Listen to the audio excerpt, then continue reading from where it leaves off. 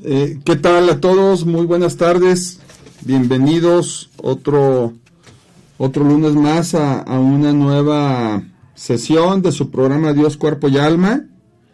En esta ocasión, pues no nos pudo acompañar mi tocayo, mi compañero Alejandro. Entonces, bueno, pues aquí voy a estar toda esta hora compartiendo con ustedes el tema del día de hoy, el cual hemos titulado como Pecados, Ángeles y Demonios. Y bueno, la razón de escoger este tema para el día de hoy es procurando dar un poquito de continuidad al tema de la semana pasada. Recordarán que el tema que vimos la semana pasada fue la obediencia de los hijos a los padres, ¿no? Entonces, pues el día de hoy quise profundizar un poquito más en la obediencia de los hijos, en este caso al padre, toda vez que, como lo platicamos hace 8 días, pues los 10 mandamientos de la ley de Dios, pues nos piden obediencia, ¿no? O sea, a final de cuentas, el pecado de alguna manera es una especie de desobediencia a lo que Dios nos está pidiendo, a la manera de conducirnos y al estilo o forma de vida que Él quiere que nosotros tengamos para que podamos alcanzar la felicidad eterna, ¿no? Gozar de su presencia y de su gloria de manera eterna. Entonces, bueno, pues vamos a comentar un poquito qué son los mandamientos de la ley de Dios. Como ya lo comentaba de alguna manera, son normas de conducta dictadas por Dios a la humanidad para poder llegar a la felicidad eterna, ¿no? Por lo tanto, pues ahora platicaremos o comentaremos qué es el pecado, ¿sí? Y por consecuencia el pecado, en términos generales, es toda acción u omisión, algo muy importante, voluntaria, contra la ley de Dios. Entonces, quiero destacar parte de esta definición de pecado: toda acción u omisión. Es por eso que cuando vamos a misa, ¿verdad? Reconocemos que hemos pecado de pensamiento, palabra, obra, ¿sí? Acción u omisión. El dejar de hacer cosas que tenemos la obligación de hacer, la obligación moral de hacer, puede ser un pecado. Así como el hacer cosas, realizar conductas que no debemos de hacer. Cuando estas omisiones y estas acciones, de alguna manera, van en contra de la ley de Dios y las hacemos de forma o de manera voluntaria. Entonces, el realizar estos pecados pues representa una desobediencia y una ofensa a Dios nuestro Señor, ¿no? Una ofensa a nuestro Padre, quien tanto nos ama y quien no se merece que nosotros llevemos a cabo esas omisiones o esas acciones que a final de cuentas a Él pues le duelen, ¿no? Ahora vamos a hablar un poquito de la calificación que le podemos dar a estos pecados, ¿sí? ¿Cómo podemos calificar un pecado? Y bueno, vamos a calificarlos en dos tipos de pecado diferentes. A uno le vamos a llamar pecado venial y al otro le vamos a llamar pecado mortal. Voy a comenzar explicando el pecado mortal, ¿sí? Para que un pecado pueda tener la característica o la naturaleza de grave o mortal, tiene que cumplir simultáneamente con la totalidad de las siguientes condiciones. Uno, que la materia sea grave, es decir, que el pecado que estoy cometiendo sea por naturaleza grave. Dos, que al hacerlo yo sepa que es de naturaleza grave. ¿Sí? Y tres, que yo quiera hacer aquello que ya sé que es grave. Si cualquiera de estas características o de estos elementos no están presentes en mi conducta, entonces no podemos estar hablando de un pecado mortal. Vamos a tratar de ver algunos ejemplos, ¿no? Voy a repetir la primer condición: que la materia sea gravemente mala, ¿sí? Entonces, por ejemplo, si yo les digo que sí conozco Londres y que fui el año pasado, pues estoy mintiendo, ¿sí? Pero ese tipo de mentira, ¿sí?, no es de naturaleza grave. O sea, el que les esté diciendo, no, yo sí conozco Londres, fui el año pasado, no le está causando de entrada un perjuicio, un daño grave a ninguna persona, ¿sí? Entonces, podríamos decir que sí es una mentira, ¿sí?, pero no la podemos calificar como pecado mortal. ¿Por qué? Porque la materia no es gravemente mala, ¿sí? En cambio, la infidelidad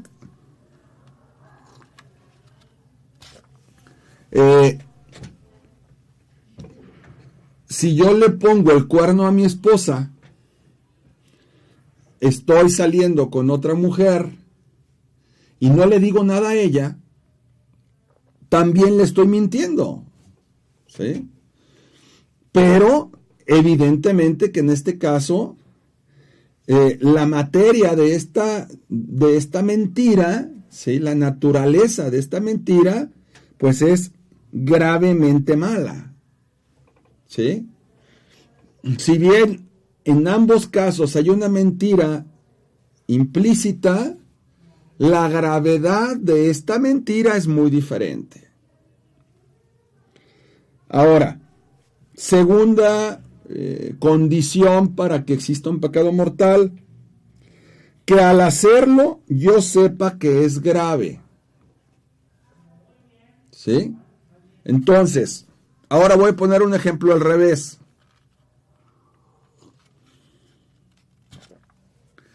Imaginen una persona que es soltera, que inicia una relación con otra persona, ¿sí?, y resulta que esta otra persona es casada, ¿sí? Pero nunca se lo dijo, ¿sí? Sí, muy seguramente, ¿sí? La persona soltera, pues, estaba cometiendo adulterio con la otra persona con la que está teniendo una relación, porque esta otra persona, pues resulta que es casada. Pero, ¿sí? Esta persona soltera desconocía que la persona con la que está saliendo es casada. Por lo tanto, ¿sí? No estamos ante la presencia de un pecado mortal. Aunque la materia sea grave, adulterio, ¿sí? No hay pecado mortal porque quien ejecuta la acción desconoce que está cometiendo una acción que es materialmente grave.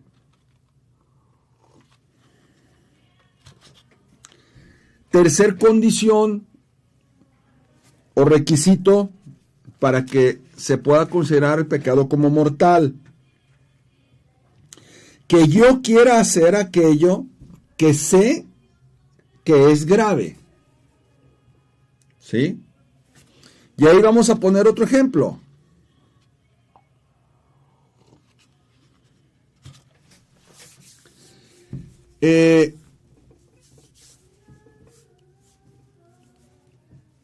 Matar a una persona. ¿Sí? Pero matar a una persona en defensa propia. Porque esa persona, ¿sí? Me quiere matar a mí y yo me estoy defendiendo, ¿sí? Agarro lo primero que encuentro, me defiendo y yo resulté matándolo a él. ¿Ok? Entonces, el matar a una persona es una materia grave. ¿Sí? Es un asunto grave, evidentemente. Segunda condición, yo sé que es grave. Yo sé que matar a una persona, pues es grave. Sé que no lo debo hacer. Pero tercer condición, ¿yo quería matarlo? No. Yo no quería matarlo. ¿Sí? Cometí esa conducta, ¿sí? No porque yo quisiera consciente y libremente matar a esa persona. Cometí esa conducta bajo la presión, ¿sí? Y forzado para defender mi vida. Entonces, el matar en defensa propia, ¿sí? Tampoco es un pecado mortal. ¿Sí? Entonces, espero que estos ejemplos sirvan pues sirvan como una guía, estos elementos o condiciones para que exista un pecado mortal, y los ejemplos que di les sirvan a ustedes para cuando van a prepararse para llevar a cabo la confesión, puedan hacer este análisis, ¿verdad? Entonces, acuérdense, para que sea pecado mortal, se tienen que dar simultáneamente las tres condiciones. Si no, no es pecado mortal. Por lo tanto, ¿cuáles son los pecados veniales? Pues ahora sí que va a sonar muy ridículo, pero pues los que no son mortales, ¿no? Los que no cumplen con estas condiciones, pues son o serán pecados veniales.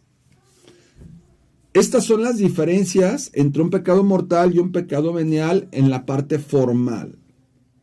Pero, algo muy importante, es la consecuencia o la trascendencia de cada uno de estos pecados.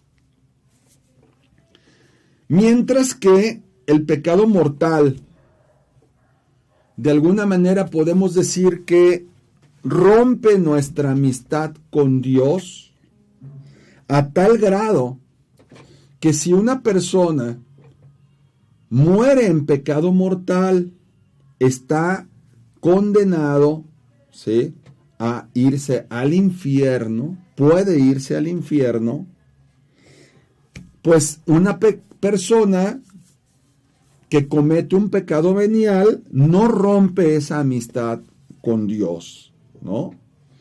Sin embargo, el pecado venial y su recurrencia, el repetir tantos pecados veniales, condiciona a las personas a pasar a un nivel mayor y cometer pecados mortales. ¿Sí? Si me permiten hacer algunas analogías, es como una pequeña carie que tengo en una muela, que en cuanto me sale a manera de un punto negro, ¿sí?, no me atiendo y no me quitan esa carie. Pues lo más probable es que en poco tiempo, ¿sí?, esa carie sea de tal tamaño que quizás tengan que extraerme la pieza, ¿no?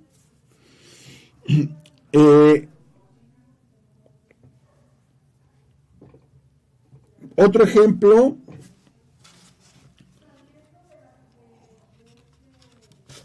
ahora que pasamos con el tema del COVID, ¿no?, de la pandemia.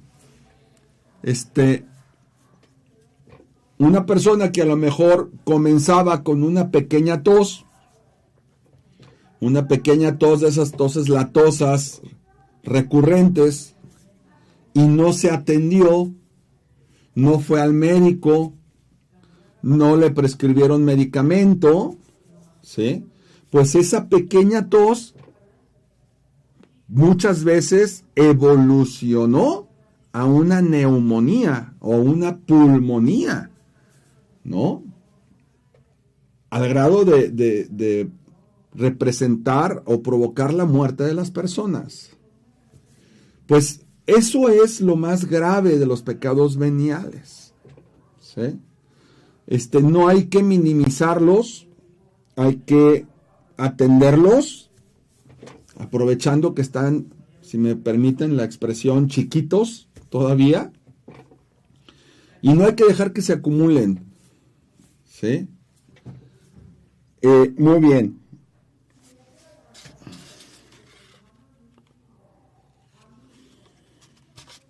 Ahora, fíjense bien que en el caso de los pecados mortales, la condición número 2 decía que al hacerlo, yo sepa que es grave, ¿verdad?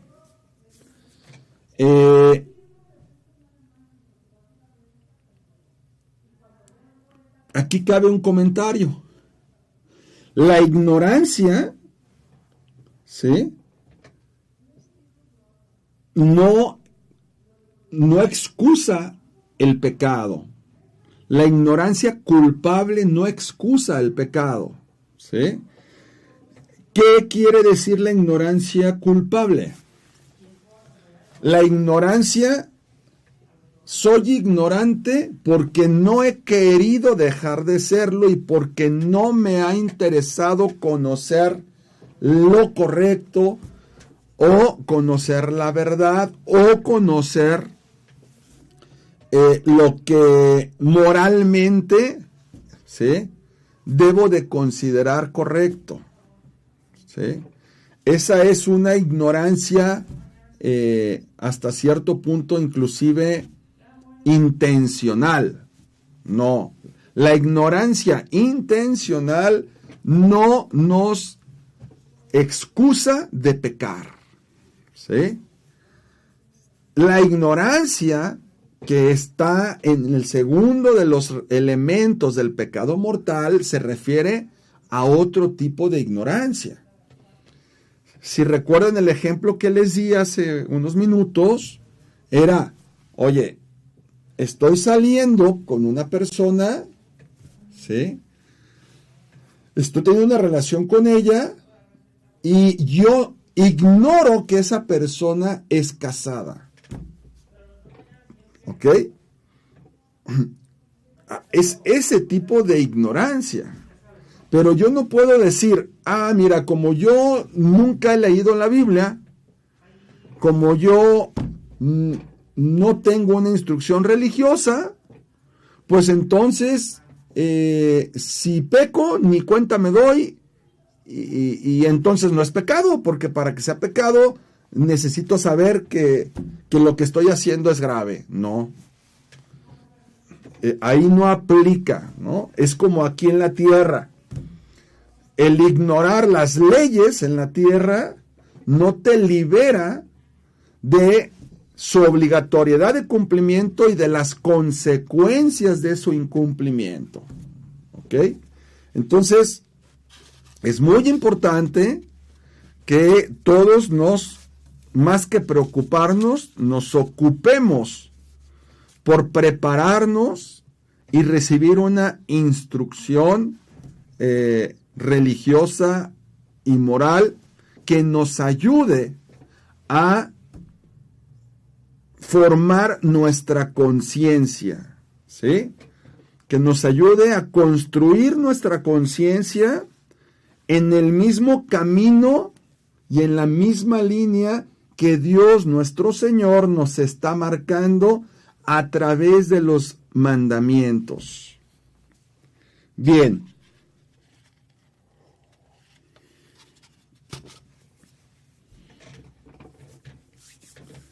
Vamos a pasar ahora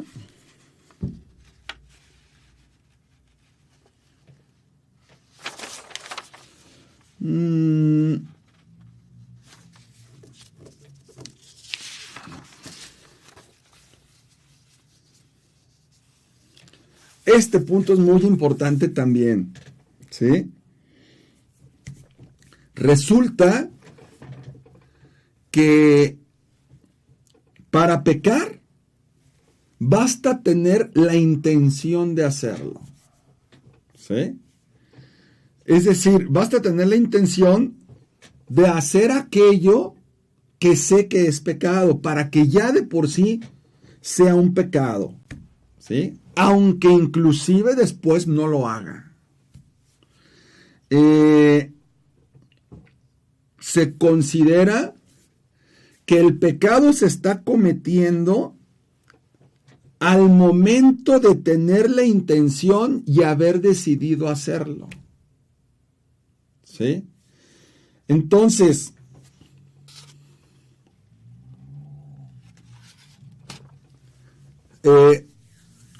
volviendo al ejemplo de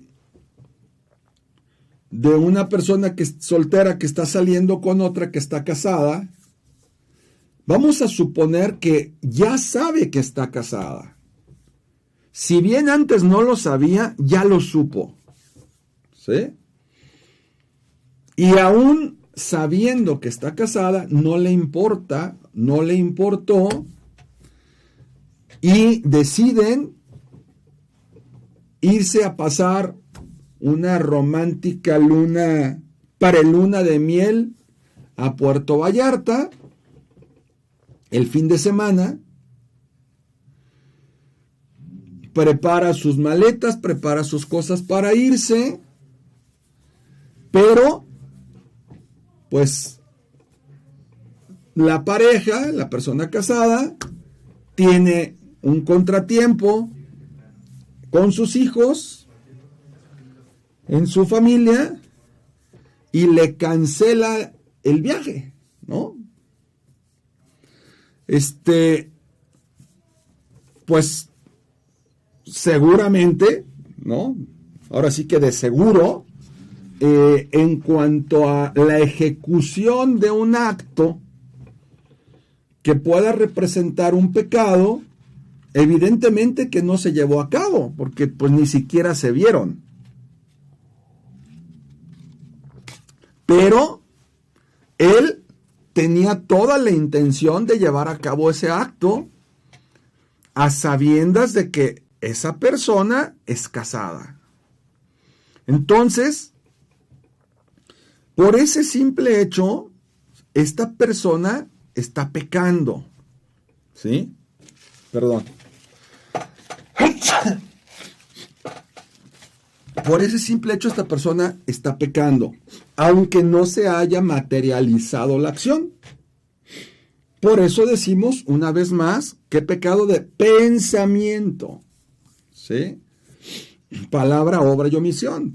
Pero aquí bastó con que lo haya pensado y lo haya decidido para que sea considerado un pecado, ¿no? Y hay otro caso, otro ejemplo que les voy a poner.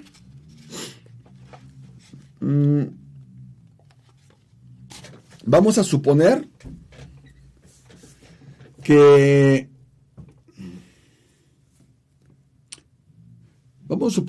veo sobre el tocador de mi esposa, ¿sí?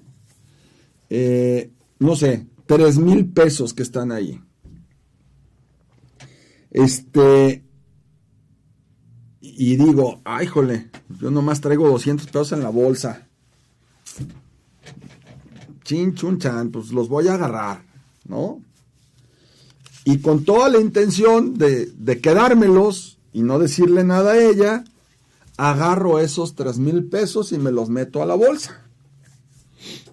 ¿Sí? Me salgo a la casa, me voy al trabajo.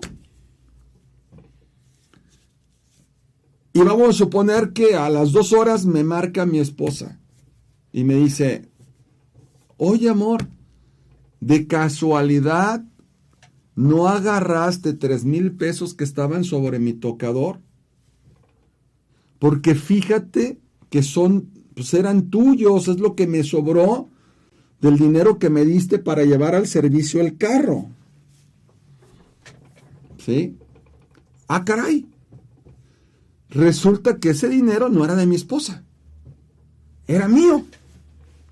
Y evidentemente que yo no me puedo robar a mí mismo. ¿Sí? Si ese dinero es mío y lo estoy tomando yo, ¿sí? Pudieras pensar, pues ahí no hay robo. Pues, ¿qué crees? De todas maneras es pecado. ¿Sí? A esto le vamos a llamar un pecado formal. Hubo un pecado formal, pero no un pecado material. ¿Por qué formal? Porque sí hubo la intención de hacerlo. ¿Sí? Fíjense qué severo es esto, ¿no? Basta con que yo haya creído que ese dinero no era mío y lo haya tomado sin la intención de devolverlo ni avisar, basta eso para que sea considerado pecado. ¿Sí? Aunque resultase que ese dinero era mío después. No importa que sea tuyo. Entonces, no hubo un pecado material, porque para que existiera un pecado material, debió haber ocurrido que ese dinero fuera de mi esposa y no fuera mío. Pero sí hubo un pecado formal. ¿Por qué? Porque mi conducta obedeció a una intención, ¿sí? Deshonesta, a una intención violatoria de los mandamientos de Dios. Muy bien.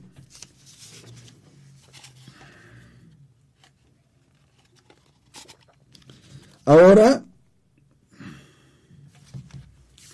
vamos a platicar un poquito de otro tipo de pecados, ¿no? A este tipo de pecados se les conoce, ¿no? Bueno, de hecho se les conoce como pecados, pero en realidad son inclinaciones al pecado, ¿no? se les conoce como pecados capitales, ¿de acuerdo? Pero en realidad son inclinaciones al pecado por nuestra propia naturaleza humana, ¿sí? A estas inclinaciones al pecado también se le conoce como concupiscencia. Y se concentran o se resumen en 7 pecados capitales que tienen un fin excesivamente deseables, ¿no? Son de mucha atracción para los seres humanos, pero lo más grave de estos pecados capitales o de estas inclinaciones es que cada uno de ellos dan origen a cometer muchos otros pecados que giran alrededor de cada uno de ellos, ¿no? Bien, vamos a irlos comentando. Estos 7 pecados capitales son la soberbia, la gula, la envidia, la avaricia, la lujuria, la ira y la pereza. ¿Sí? Bien, decíamos o les estaba comentando que algo de lo más grave de estos pecados capitales es que dan origen a cometer muchos otros pecados, ¿no? Por ejemplo, la pereza, ¿sí? Pues la pereza da pie a cometer otro pecado, que es robar, por ponerles un ejemplo, ¿no? La avaricia también da pie a cometer otro pecado, ¿no? Que también es robar o cometer injusticias, con tal de tener más bienes materiales, o tener más dinero, o tener un mejor nivel de vida. ¿Sí? Ahora, cada uno de estos pecados capitales se encuentran relacionados, ¿sí?, vinculados a 7 demonios. ¿Ok? Voy a ir compartiéndoles cuál es el demonio que se relaciona con cada uno de los pecados capitales. Evidentemente que el primero de ellos, la soberbia, pues ¿con cuál demonio creen que se relaciona? ¿No? Creo que todos vamos a acertar. Se relaciona con Luzbel o Lucifer, ¿no? Como todos sabemos, pues Luzbel era un ángel extremadamente bello e inteligente que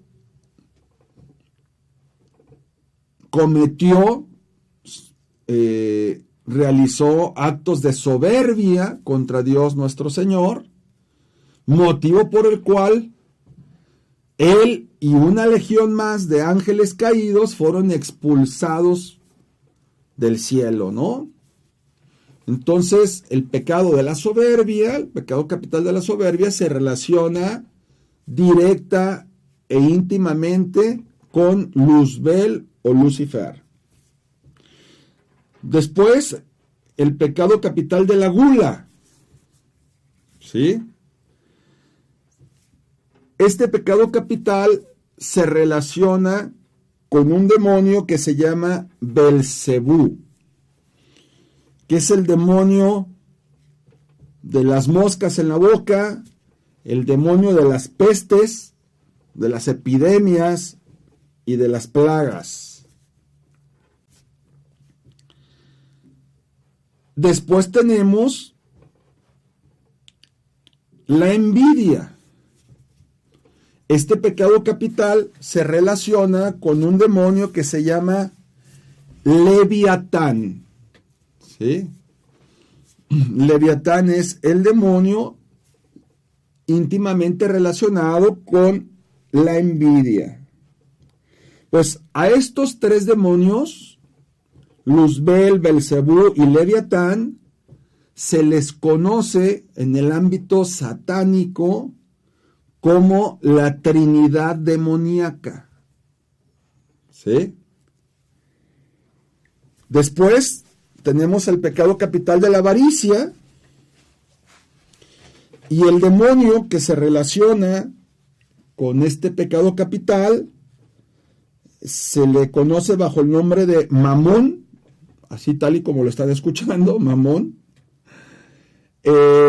Y bueno, pues este demonio se considera que también es el responsable, entre otras cosas, de el materialismo y la injusticia. Enseguida tenemos al pecado capital de la lujuria, ¿sí? Y el demonio que se relaciona con este pecado capital se llama Asmodeo o Asmodeus. Enseguida, el pecado capital de la ira se relaciona con el demonio llamado Amón. Y por último, el pecado capital de la pereza se relaciona con el demonio llamado Belfegor. ¿Ok? Bueno, es importante comentarles que de la mayoría de estos demonios que les estoy compartiendo, les estoy comentando, se encuentran plasmados, se encuentran narrados dentro de las Sagradas Escrituras, ¿sí? En alguna otra ocasión, quizás que hablemos de este tema de satanismo, ya más de lleno, pudiéramos tocar en qué libros de la Biblia, en qué versículos se hace referencia a estos demonios, ¿sí? Sin embargo, pues no quiero que se me apaniquen, ¿sí? También tenemos que hablar acerca de lo bueno, acerca de cómo puedo contrarrestar estos pecados capitales y cómo puedo protegerme contra estos demonios, ¿sí? El principal ejercicio para protegernos de los pecados capitales es tratar de ejercitar y realizar lo más frecuente posible aquellas virtudes que son opuestas a estos pecados capitales. Entonces, ahora voy a pasar a compartirles cuáles son cada una de las virtudes que se oponen o contrarrestan a estos pecados capitales, ¿no? La virtud que debemos de ejercitar para combatir a la soberbia se llama humildad, ¿sí? No queremos caer en la soberbia, hay que tratar de practicar la humildad. Por otra parte, la virtud contraria a la gula es la templanza. La virtud contraria a la envidia es la caridad. La virtud contraria a la avaricia es la generosidad. La virtud contraria a la lujuria es la castidad. Y la virtud contraria a la ira, la paciencia. Y la virtud contraria a la pereza es la laboriosidad. ¿Sí? Entonces, creo que a todos, incluyendo a su servidor, nos va a servir bastante tener presentes permanentemente estos pecados capitales, pero sobre todo las virtudes que debemos de tratar de practicar día a día conscientemente. En la medida que llevemos a la práctica el ejercicio de estas virtudes, en automático estaremos omitiendo y dejando de incurrir en los pecados capitales. Bien, pues por último, por el día de hoy, para concluir nuestro programa, ahora les quiero hablar un poquito acerca de, pues si me dejan decirlo, explicarlo de esta manera, de los espíritus buenos, ¿no? Así como hay demonios, bueno, pues también hay espíritus buenos. Tanto en el lado demoníaco como en el lado bueno, hay jerarquías, ¿sí? Hay jerarquías entre los demonios, hay jerarquías entre los espíritus buenos.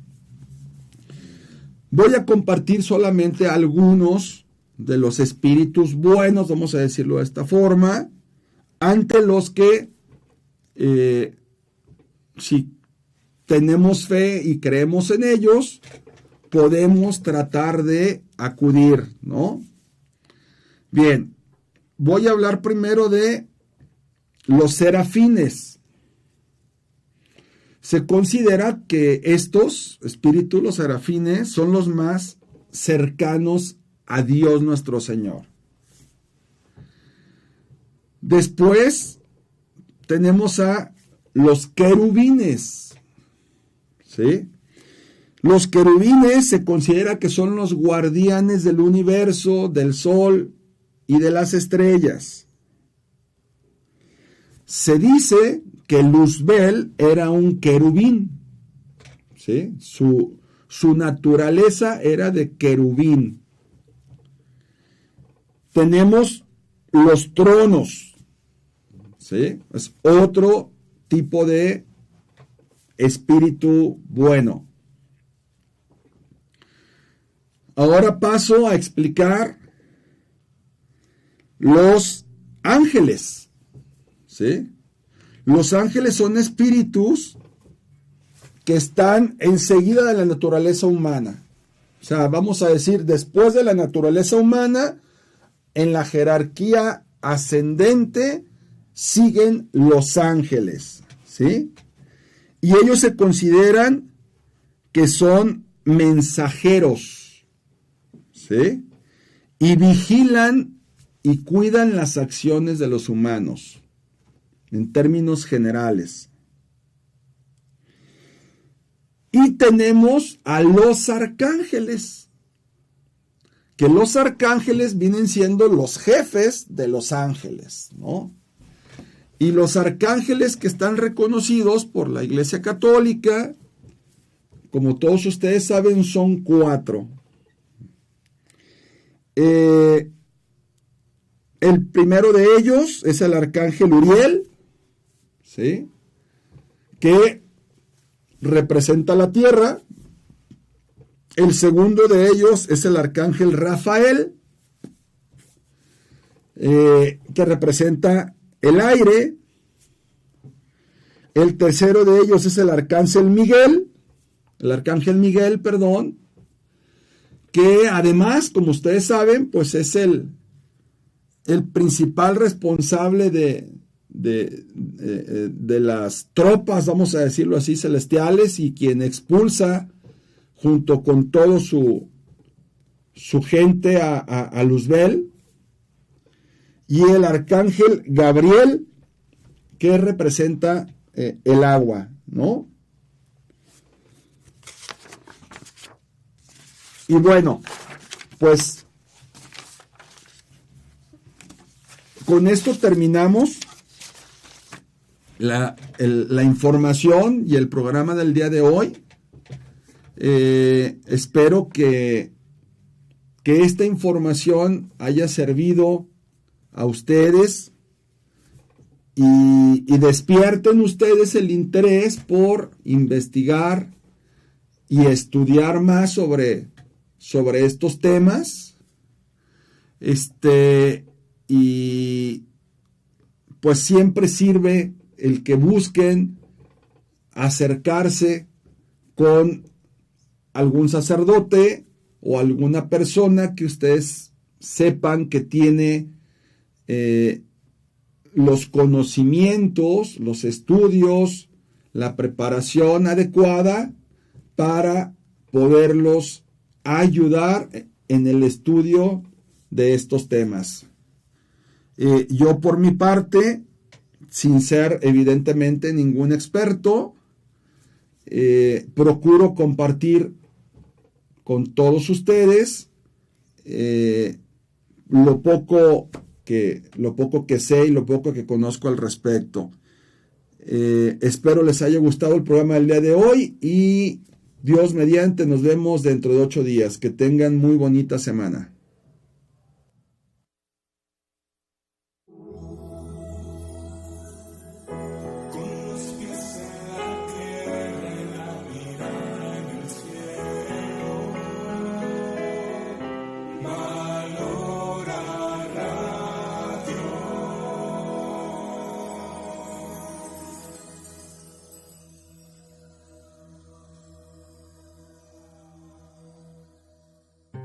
Tengas miedo al mundo, Él te acompañará, que con los pies en la